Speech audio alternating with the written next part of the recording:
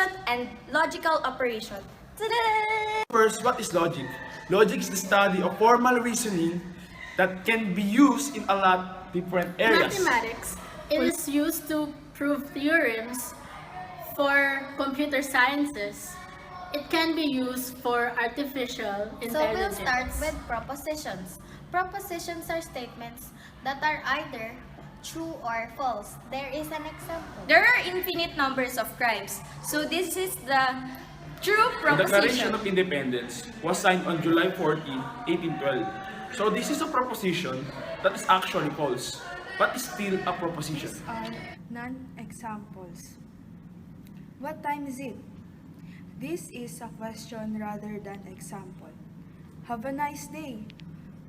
This statement can't be either true or false. A proposition's truth value is a value indicating whether the proposition is actually true or false. Example is 2 plus 2 is equals to 4. So the true value of this statement is true because we all know that 2 plus 2 is equals to 4.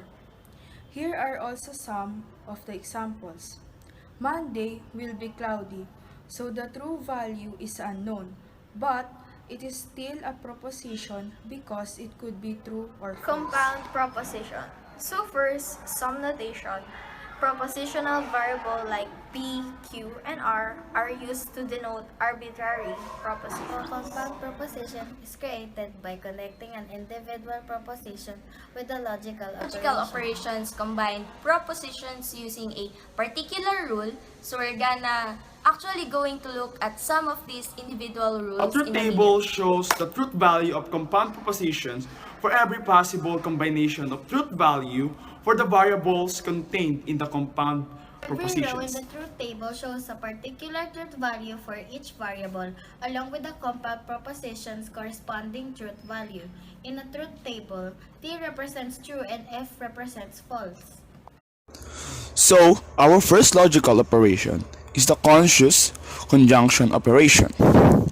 This conjunction is denoted by a wedge. The proposition P wedge Q is read as P and Q and called conjunction of P and Q. P and Q is true if P is true and Q is true. P and Q is false if P and Q are false. Just like the table shown below. If P and Q are true, the P and Q is true. If P is true and Q is false, then conjunction P and Q is false. If P is false and Q is true, still the conjunction P and Q is false. If both P and Q is false, then conjunction P and Q is false. So this is what the truth table looks like for the conjunction. If both P and Q are true, then P and Q is true. If P is true and Q is false, the statement is false, and etc. For example, P, January 31 days, and Q, February has 33 days. So, using the definitions for P and Q given above, the proposition P and Q is expressed in English as P and Q, January has 31 days and February has 33 days. So, proposition P's truth value is true. Then, proposition Q value is false. So, the compound proposition of P and Q is false because it is not the case that both propositions are true. Define the propositional variable P and H as P, Sam is poor, H, Sam is happy. This kind of propositional variable can be read in English in many ways. P and H, Sam is poor and he is happy.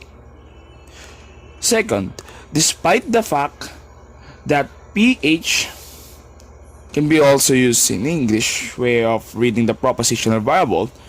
So, despite the fact that Sam is poor, he is happy. Third is although PH. Although Sam is poor, he is happy. There are many ways in English form of propositional variable, but in logic, they do mean the same.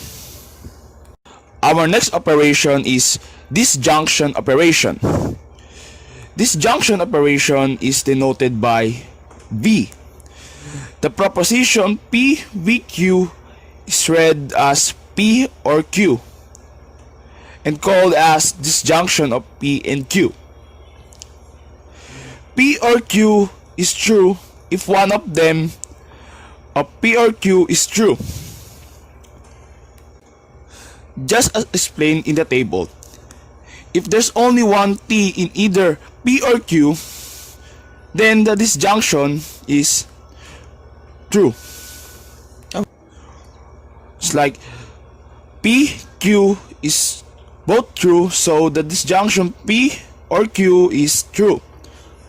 So next is P is true, Q is false. So the disjunction is still true because letter P is true. For example, P, January has 31 days. Q, February has 33 days. In English, this is stated as P or Q, January has 31 days or February has 33 days. So P truth value is true because we all know that January has 31 days. So the Q truth value is false because we all know that February has or do not know that it has 33 days. So the proposition P or Q is true because January has 31 days. So guys, thank you for watching our discussion about logical proposition. Yay! Bye! I hope you enjoy it. Bye.